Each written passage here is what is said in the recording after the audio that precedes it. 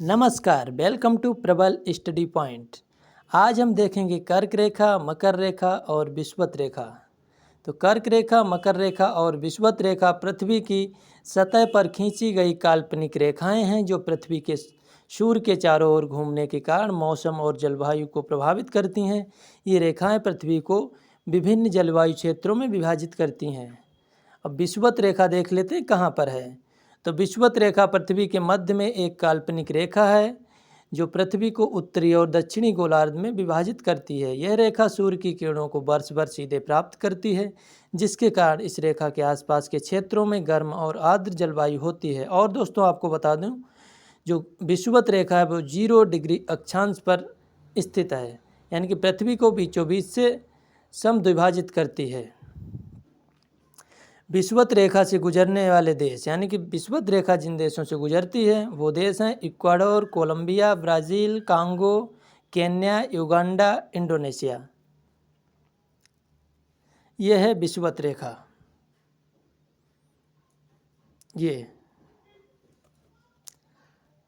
अब देखते हैं कर्क रेखा। कर्क रेखा उत्तरी गोलार्ध में विषुवत रेखा के उत्तर में स्थित है। ये एक रेखा है।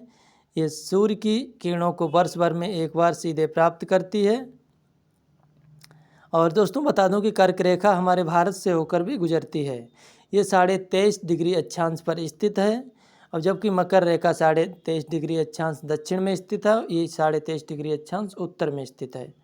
और जो भूमध्य रेखा है वो 0 डिग्री अक्षांश पर स्थित है।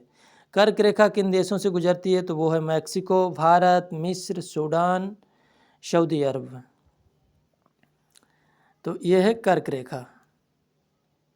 सबसे ऊपर कर्क रेखा, उसके बाद बीच में विषुवत रेखा, नीचे मकर रेखा।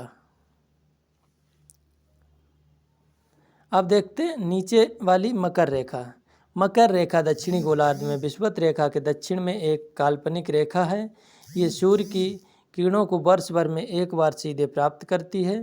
रेखा के उत्तर में स्थित क्षेत्र उष्णकटिबंधीय क्षेत्र कहलाते हैं। मकर रेखा किन देशों से गुजरती है? तो देखते हैं ब्राज़ील, अर्जेंटीना, ऑस्ट्रेलिया, दक्षिण अफ्रीका, मोजाम्बिक। ये है, मैं आपको दिखा चुका हूँ। तीनों रेखाएं आपको चित्र में प्रदर्शित हो रही हैं।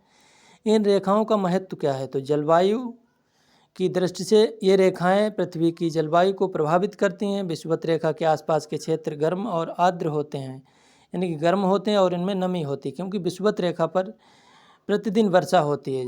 जबकि ध्रुवों के पास के क्षेत्र ठंडे और शुष्क भी होते हैं, क्योंकि ध्रुवों पर बर्फ़ जमी रहती है और नमी, क्योंकि जल जो बर्फ़ है वो पिघलती नहीं, इतने ठंडक होती, इसलिए वहाँ पे नमी की मात्रा कम होती है, आर्द्रता कम होती है, शुष्क होते हैं। ऋतुएं, ये रेखाएं पृथ्वी पर ऋतुओं का निर्धारण करती हैं। कृषि, ये रेखाएं विभिन्न फसलों के उत्पादन के लिए उपयुक्त क्षेत्रों को निर्धारित करती हैं।